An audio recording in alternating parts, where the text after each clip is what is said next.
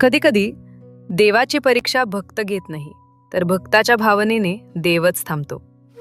आजची कथा आहे संत नामदेवांच्या बालपणातील आणि त्यांच्या आईच्या निस्सीम भक्तीची. पंढरपूरच्या वाळवंटात एक लहानसं घर आणि त्या घरात एक निरागस, देवावर जीवापाड प्रेम करणारा मुलगा, लहानगा नामदेव. नामदेवासाठी दिवसाची सुरुवात सूर्य उगवण्याआधीच व्हायची.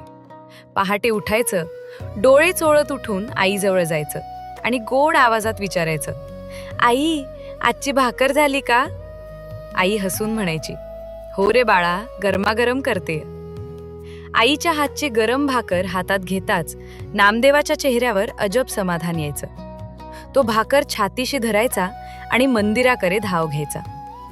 मंदिरात विठ्ठलाची काळी सावळीशी मूर्ती, डोळे अर्धवट मिटलेले, ओठांवर मंद स्मित. नामदेव भाकर पुढे धरून म्हणायचा, विठ्ठला, आज मी आलो. त्या बालभावनेत, त्या निरागस श्रद्धेत विठ्ठल जणू खरोखर भाकर स्वीकारायचा. नामदेवाला वाटायचं, माझा विठ्ठल माझ्याशी बोलतो, तो मला ऐकतो. पण एक दिवस सगळं वेगळं होतं. त्या दिवशी सकाळपासून आईची धावपळ चालू होती. चूल नीट पेटेना, पीठ मळायला उशीर होत होता. नामदेव वारंवार विचारत होता, आई, भाकर झाली का? आई, विठ्ठला उशीर होतोय. आई म्हणाली, थोडा वेळ थांब बाळा. पण वेळ जात होती आणि नामदेवाच्या डोळ्यात पाणी साठत होतं. तो रडत म्हणाला, आई, विठ्ठल रुसला तर? तो चिडेल ना? आईने नामदेवाला जवळ घेतलं. त्याच्या डोक्यावरून मायेने हात फिरवला. ती शांत, ठाम आवाजात म्हणाली, बाळा, देव कधी रुसत नाही.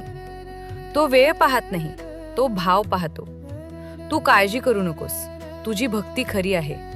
मग विठ्ठल नक्की समजून घेईल. नामदेव शांत झाला, पण मनात थोडी भीती अजूनही होतीच. शेवटी भाकर तयार झाली. नामदेव ती हातात घेऊन मंदिराकडे धावत गेला.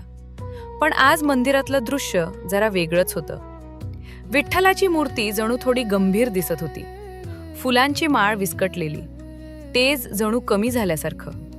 नामदेव घाबरला.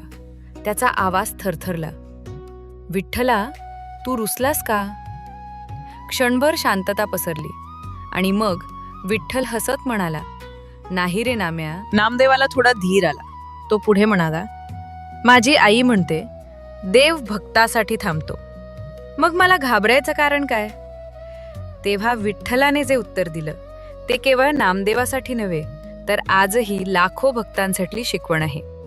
विठ्ठल म्हणाला, माम्या, तुझ्या आईच्या हातची भाकर मला फार प्रिय आहे.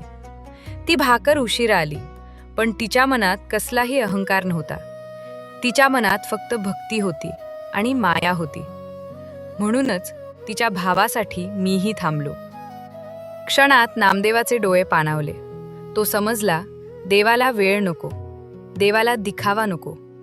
देवाला पाहिजे फक्त खरी भावना, निस्सीम भक्ती.